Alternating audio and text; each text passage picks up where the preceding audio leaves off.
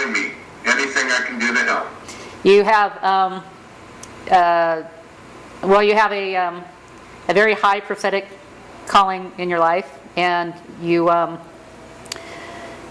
filter it, through what's going on in the news, and so sometimes what the news is telling us isn't always everything they should be telling us, and so it's nice to get some deeper perspective. There are so many things happening in the world today, and it's amazing that many times you have to go to the internet to get the BBC or to hear what's happening in Britain or so forth. But just a week and a half ago, the Royal Bank of Scotland made a terrific announcements to their most wealthy investors. They said, sell everything, get out of the stock market, get out of the commodities market, and go and buy high quality bonds, because we expect a collapse of the stock market and economies around the world during this coming year. Now that's the Royal Bank of Scotland. One of the banks in England also gave out a similar warning, again to the most wealthy investors, because they wanted to protect them. But I think in the last week, Citibank here in the United States was telling different people at a very high-level meeting of the banking authorities, and they believe that because of the oil crisis in the Middle East, that they believe that is going to cause chaos throughout the economy, and they even nicknamed it and called it Oil-ageddon, or Armageddon, because of the oil. And it's interesting to hear these things, but yet we don't read about it in the press. We don't hear about it on the nightly news. And there's a lot of things, I think, that is being hidden from us. Mm-hmm. For example, in the last week or two, there's been a lot of announcements of this new Zika virus that is affecting pregnant women, particularly in South America and Central America, and it is causing problems in babies. It's making their heads grow very, very small and their brains really small. And yet some of the scientists around the world came out in the last 2 or 3 days and said this virus could affect the evolution of man because of the implications of affecting the brain. I mean, why aren't we hearing about that? The Olympic Committee here in the U.S. is telling people that are intending to go and participate and be competitors in the Olympics in Brazil, that if they are concerned about being infected, it would be better for them not to go. Well, yeah, well, no kidding. It's really bad timing. It seems kind of coincidental that the timing of the Olympics is the timing that there's a big outbreak of this virus. There are some other government studies that back in the early 50s, the World Health Organization took mosquitoes and modified them to destroy a disease. And it's interesting that that same mosquito species that they worked on is the one that is now carrying this new Zika virus. So what that means is up for anyone to understand, but it's affecting the world. And it's now in the U.S., the Centers for Disease Control here in the United States and the World Health Organizations have put out warnings and states of emergency regarding that because of how that has been affecting people around the world.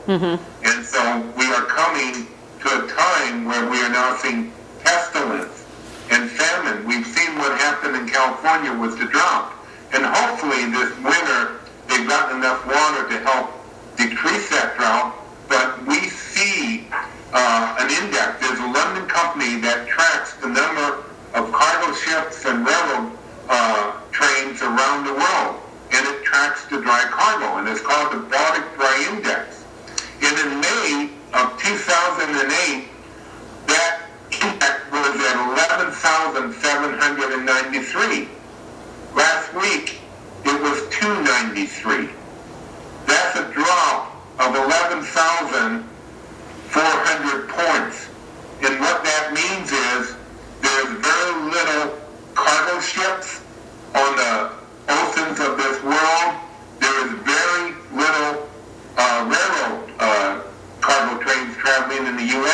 Okay, so just for, in October, the number of cargo trains was going down 5% every week. every week, wow. Every week, 5%. Since October. Since October, the cargo for railroads has decreased 60%, and many of the major railroads are stockpiling the locomotives because they don't need them right now because the supply chain has slowed down. Yeah, right. And what that implicates or means is maybe by summer there will be shortages because it takes time to get a supply chain going up because there's no orders going to China, there's not a lot of travel, and there are websites that you can go to and you can see this, shiptracker.com, and you can see that most of the ships around the world are in port right now and they're docked.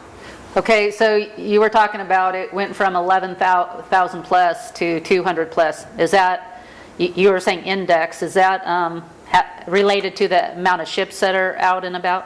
Did it go from 11,000 ships to 200 ships? No.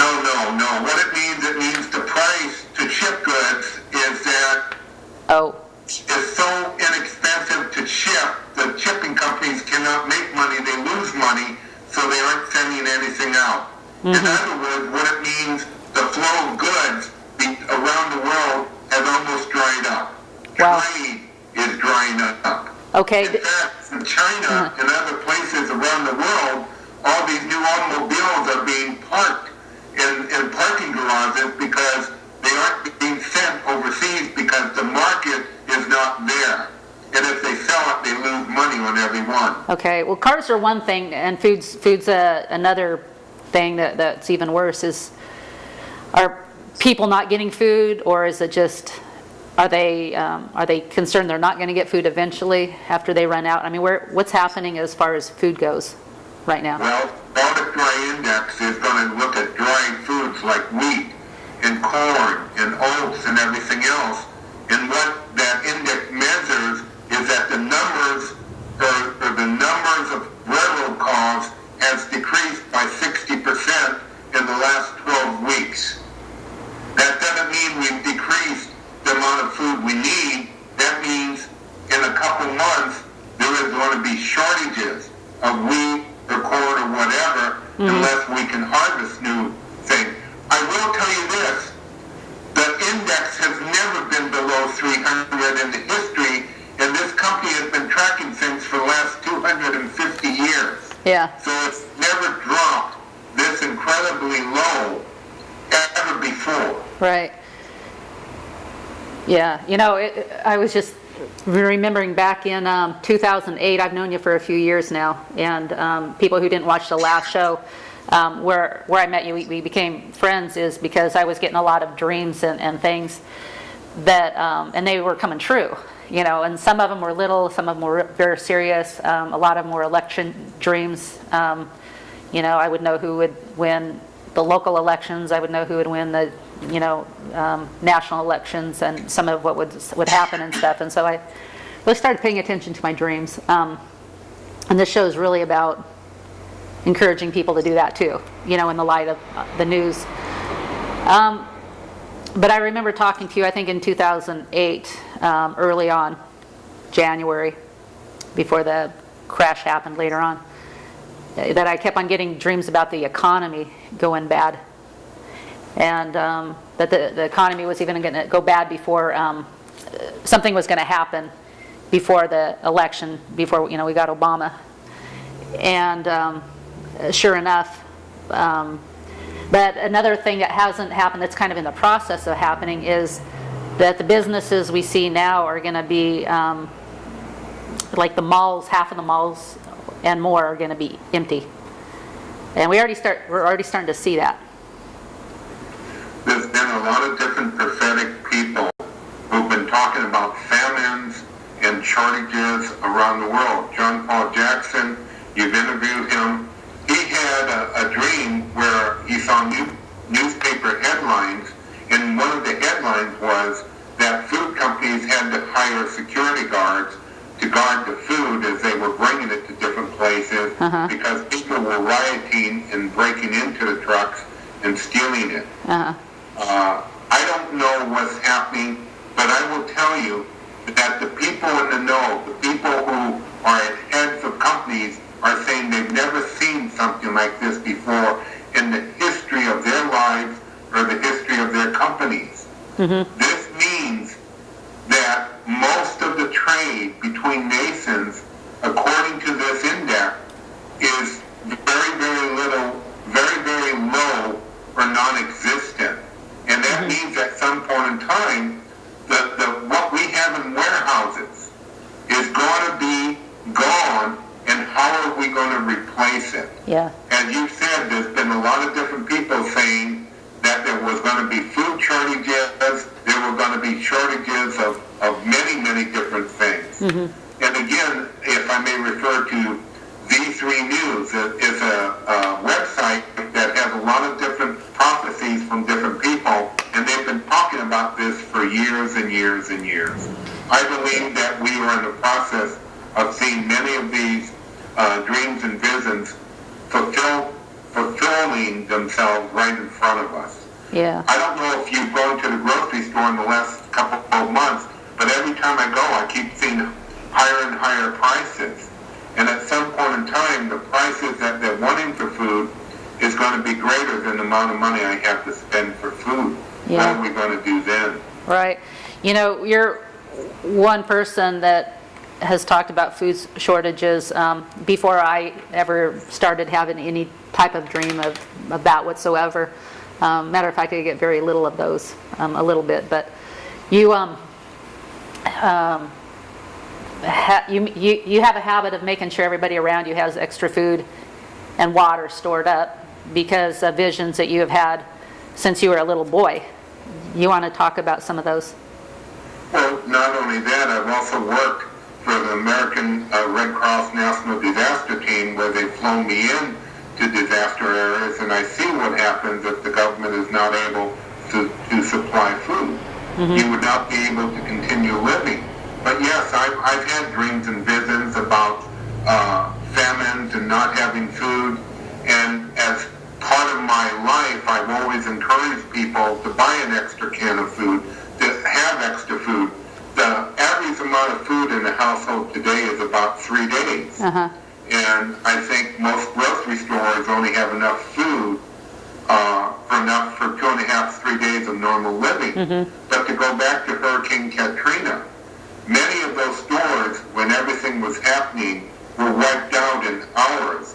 And it went up to a radius of 300 miles around New Orleans, where no one could find food or water, batteries, flashlights, gasoline, generators, or whatever they had. Mm-hmm. And that's one example.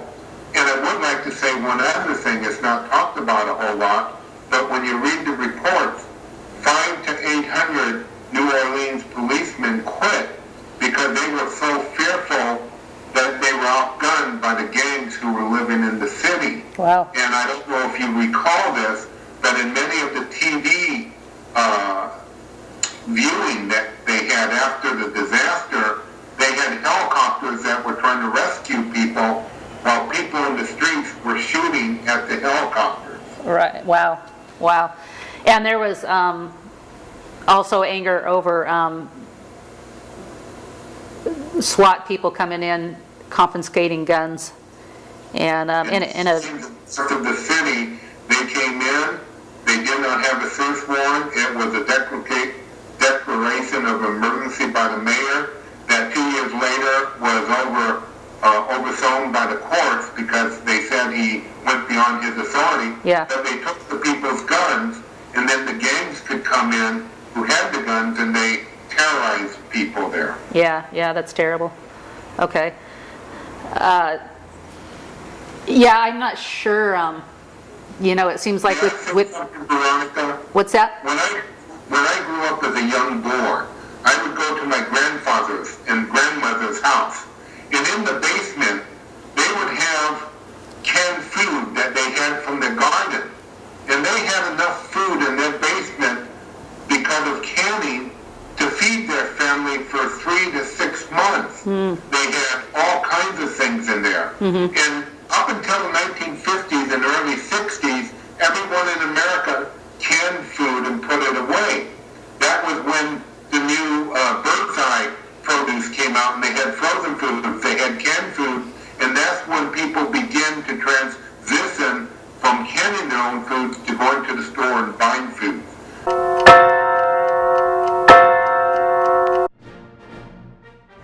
too many outlets where you can hear in-depth spiritual issues alongside conservative politics, where we can make a difference to those around us and our country. It's brought to you at a cost that's worthwhile, yet I'd like to do more. On 11thhourpolitics.com, you can buy books and videos that will advance this cause. There's delicious chanterelle tea containing vitamin D, proven to dispel depression. We have an art gallery and options to produce your own commercial or have us do it for you, along with other projects. It's only through a co-op that things get accomplished. I hope you will join me in this mission.